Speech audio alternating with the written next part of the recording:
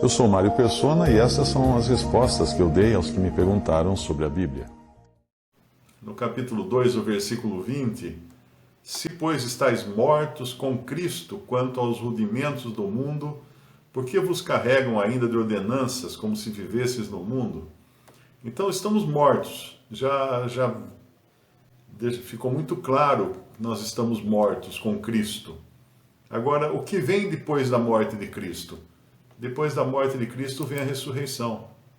E aí o capítulo 3 começa no versículo 1, portanto, se já ressuscitastes com Cristo, buscai as coisas que são de cima, onde Cristo está sentado à destra de Deus. Mas quem disse que eu ressuscitei? E agora? O Espírito Santo de Deus está dizendo. Mas eu devo acreditar nisso? Claro.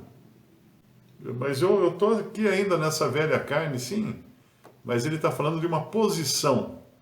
Existe a posição e existe a condição. A condição é variável. Então, por exemplo, eu estou aqui caindo aos pedaços. Mas em Cristo eu estou ressuscitado. Porque é uma posição imutável agora que eu tenho em Cristo. É mais ou menos assim, teve um episódio numa das guerras de Napoleão, em que o cavalo de Napoleão se assustou com o tiroteio e saltou para a linha de tiro do inimigo. Aí um soldado raso, viu aquilo, saiu correndo no meio das balas, dos tiros, agarrou as rédeas do cavalo de Napoleão e puxou ele para trás de uma grande pedra para ele ficar protegido. O imperador Napoleão virou para ele e falou assim: muito bem, capitão. Aí os soldados foi para o lado lá onde estavam os outros soldados e começou a dar ordens. Pessoal, vamos atacar por aqui, vocês vão entrar por lá, os outros vão fazer isso. Tá? Aí os soldados, mas peraí, quem é você? Você é um soldado raso, está dando ordem? Não, eu sou capitão. O imperador me falou que eu sou capitão, então eu sou capitão. Eu acabei de ser promovido. Então é isso que a palavra de Deus nos diz. A palavra de Deus nos promoveu os salvos por Cristo, promoveu agora a capitães, né? Ressuscitados com Cristo. Então nós temos que crer e aceitar essa promoção. Essa é a posição nova do cristão.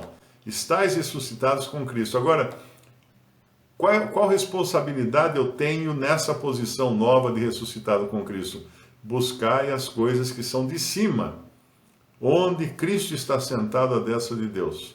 Pensai nas coisas que são de cima e não nas que são da terra. Porque já estáis mortos. Isso ele já tinha dito para a gente no capítulo 2. E a vossa vida está escondida com Cristo em Deus. Por isso que o meu vizinho não pode ver a minha vida nova que eu tenho agora, porque ela está escondida com Cristo em Deus. Ela está no lugar mais seguro. Quando uma pessoa fala que pode perder a salvação, a questão é perguntar: onde está a sua vida agora? A vida que você recebeu de Deus está guardada onde? Onde está? No seu bolso, na sua gaveta? No seu cofre? Onde está? Está escondida com Cristo em Deus. Ninguém vai conseguir entrar lá. Ninguém entra lá para tirar essa vida, nem altura, nem profundidade, nada poderá nos separar do amor de Deus que está em Cristo Jesus. Nós temos esse privilégio como crentes em Cristo. A vida do cristão começa crendo e continua crendo, começa por fé e continua por fé, crendo na palavra de Deus, na autoridade da palavra de Deus. Ninguém pode questionar a autoridade da palavra de Deus. E uma coisa importante é entender que, como cristãos, nós não temos mais nada na terra. Temos as coisas nossas, né? Temos a nossa casa, o nosso carro, a nossa bicicleta, a nossa galinha, a nossa geladeira, tem as coisas materiais que nós precisamos usar, as coisas materiais para viver aqui na terra. A Bíblia não manda a gente se livrar dessas coisas materiais. Ninguém vai pedir demissão do emprego amanhã. vai chegar lá e falar, eu não sou daqui, não sou desse mundo, então não trabalho mais. Então não come também, né? Aquele que não quer trabalhar, não coma. Paulo fala na sua carta. Mas as coisas que Deus nos dá, as coisas naturais que Deus nos dá, elas são para o nosso desfrutar, para o nosso gozo, para a nossa sobrevivência. E é assim, isso não está sendo colocado em questão. Ninguém está dizendo aqui para a gente ser relapso nas nossas responsabilidades como pai de família, como mãe, como filhos. Não. O que acontece é quando nós colocamos as coisas de baixo no lugar das coisas de cima. E aí passamos a dar mais valor a essas coisas aqui da terra. Porque quando ele vai falar no versículo 5, versículo 4, ele deixa claro que vai haver um dia quando essa nossa vida irá se manifestar. Essa nossa vida que está guardada no céu. Então também vós vos manifestareis com ele em glória. Então isso ficará evidente para todo mundo. Mas aqui no versículo 5, qual a responsabilidade nossa?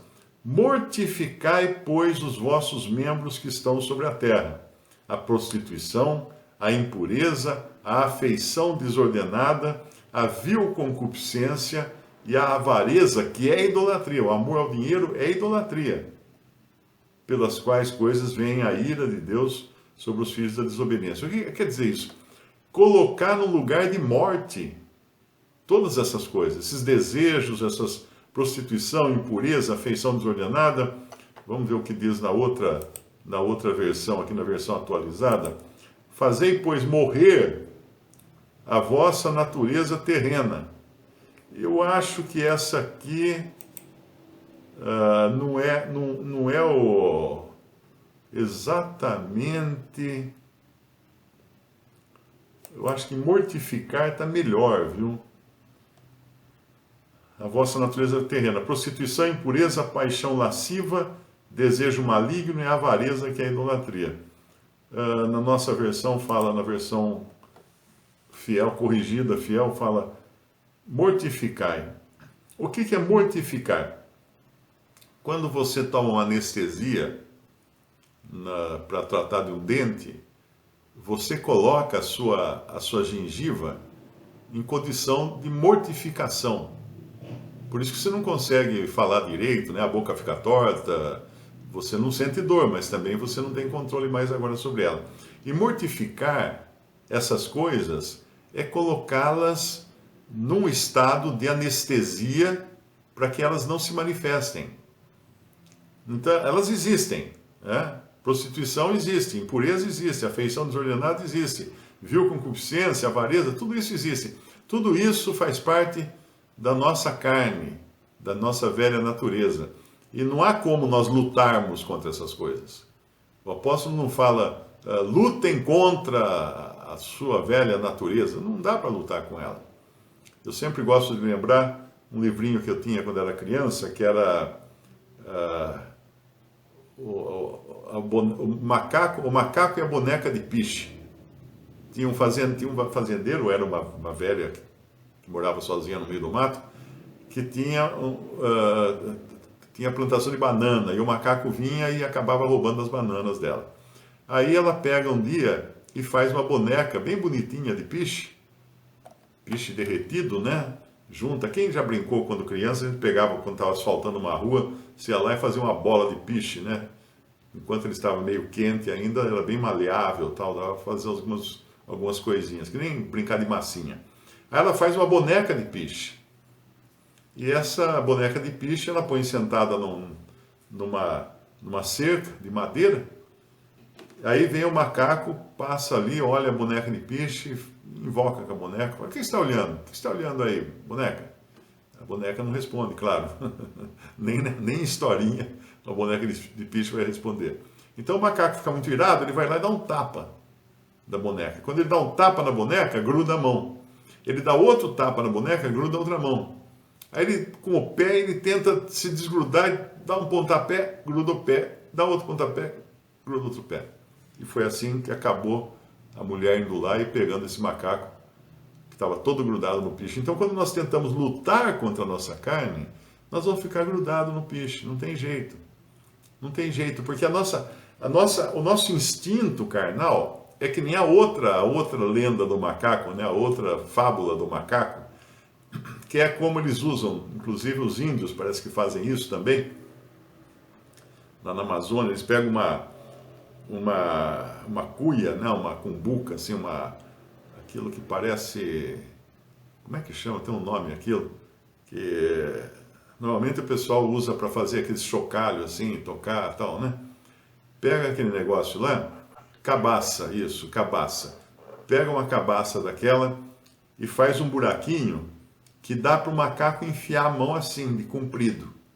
E põe lá dentro, põe lá dentro uma banana ou uma coisa mais dura, uma castanha, um pedaço de coco, alguma coisa lá dentro.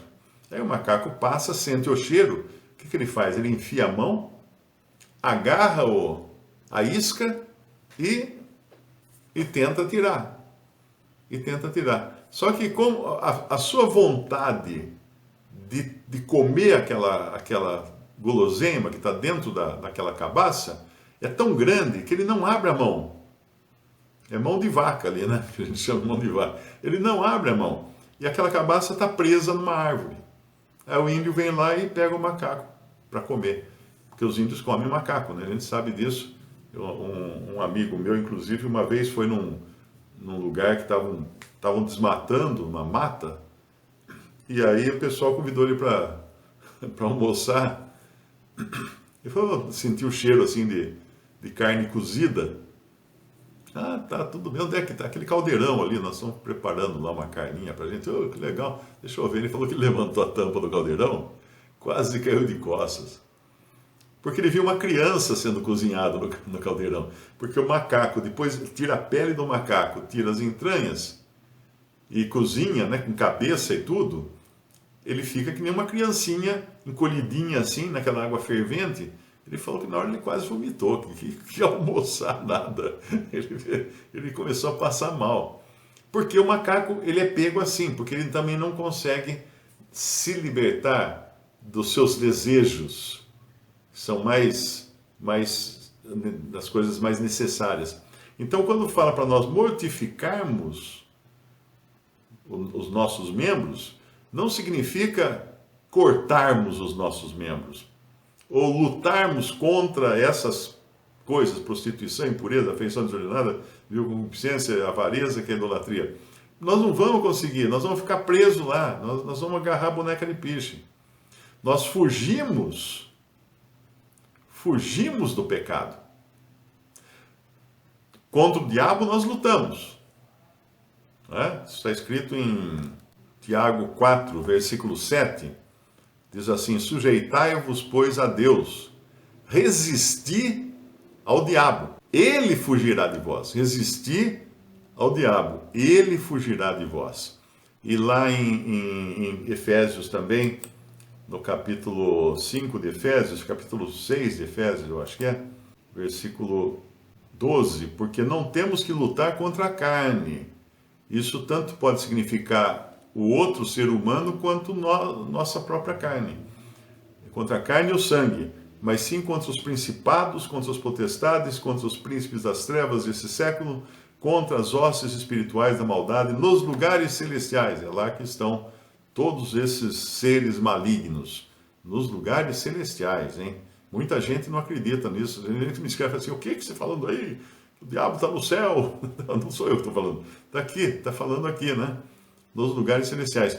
Então, Satanás, nós não fugimos dele, nós lutamos contra ele e contra os seus anjos. Como a gente luta? Em oração, em resistência, pela própria palavra de Deus. Como o Senhor lutou contra Satanás na sua tentação? Com a palavra de Deus. Foi essa arma que ele usou ali, não é? Agora, contra a carne, e o pecado que nos assola, que nos assedia, nós não lutamos, nós fugimos. Um versículo muito bom para não esquecer isso, é em Gênesis, quando José, capítulo 39 de Gênesis, ele vai trabalhar na casa de Potifar, ou Potifar, versículo 6, 39, 6. E deixou tudo o que tinha na mão de José, de maneira que nada sabia do que estava com ele, a não ser do pão que comia. E José era formoso de porte e de semblante, era um cara muito bonito. E aconteceu depois dessas coisas que a mulher do seu senhor pôs os seus olhos em José e disse: deita-te comigo. Porém ele recusou e disse à mulher do seu senhor: eis que o meu senhor não sabe do que há em casa comigo, e entregou em minha mão tudo o que tem. Ninguém há maior do que eu nesta casa. E nenhuma coisa me vedou, senão a ti, porquanto tu és sua mulher. Como, pois, faria eu tamanha maldade e pecaria contra Deus? E aconteceu que, falando ela cada dia a José, porque é assim não, viu? Ela está em cima, o tempo todo. E não lhe dando ouvidos para deitar-se com ela e estar com ela, sucedeu num certo dia que ele veio à casa para fazer o seu serviço, e nenhum dos da casa estava ali. Ela armou para ele, né? Ela dispensou os outros servos para ficar sozinha. E ela lhe pegou pela sua roupa, dizendo: deita-te comigo. E ele deixou a sua roupa na mão dela e fugiu, e saiu para fora. E aconteceu que, vendo ela que deixara a sua roupa em sua mão e fugira para fora, chamou os homens de sua casa e falou-lhes, dizendo: vede, meu marido trouxe-nos um homem hebreu para escarnecer de nós. Veio a mim para deitar-se comigo. Eu gritei com grande voz, e aconteceu que, ouvindo ele que eu levantava a minha voz e gritava, deixou a sua roupa comigo e fugiu, e saiu para fora. E aí ela pôs a sua roupa perto de si, até que o seu senhor voltou à sua casa. Então contou a mesma coisa para o marido dela, e o que aconteceu? José foi condenado à prisão. Ele fugiu. Então, do pecado a gente foge, da tentação a gente foge, de Satanás a gente enfrenta. Com a palavra de Deus e com oração a Deus a gente enfrenta. Mas voltando então ao nosso capítulo 3 de Colossenses, mortificar os membros é o segredo. Tacar uma injeção de anestesia neles, para não cair nessa, para não se deixar levar por essas coisas: prostituição, impureza, afeição desordenada, vil concupiscência, avareza, que é a idolatria, né? Uma coisa interessante, eu li um caso que aconteceu na Segunda Guerra Mundial. Um jovem cristão chegou para um ancião cristão também, e durante a guerra, né, na Inglaterra, e ele disse assim: olha, os nossos aviões bombardeiros estão bombardeando a Alemanha todas as noites, o inimigo alemão todas as noites. Aí o ancião virou para ele e falou assim: eu não sabia que a igreja tinha bombardeiros. Essa é a posição do cristão nesse mundo. Seria a mesma coisa falar assim: o nosso candidato vai ganhar a eleição. Eu não sabia que a igreja tinha um candidato. Percebe? Então, todas as vezes que eu não consigo me desligar desse mundo, eu estou tomando uma posição que não é a posição de um cristão. Eu estou adotando uma posição que não é a posição do cristão. O cristão não tem candidato, o cristão não tem bombardeiros, né? O cristão, porque não é desse mundo. Então, por isso, é viver com os pés na terra, sim, sem dúvida alguma, mas com a mente e o coração nos céus. E não apenas nos céus, mas em Cristo. Porque alguém me perguntou uma vez se eu quero ir para o céu. Eu falei que não. Não quero ir para o céu. Eu quero ir para junto do meu Senhor. Se ele estiver no céu, se ele estiver debaixo d'água, não importa. O lugar não importa. O que importa é Ele. Ele é o lugar. Assim como aqui na terra, quando nós estamos congregados ao nome do Senhor, que lugar é esse que vocês congregam? É o nome do Senhor. Mas o lugar é o nome do Senhor. Não importa o lugar que está marcando, é o nome do Senhor, é o lugar.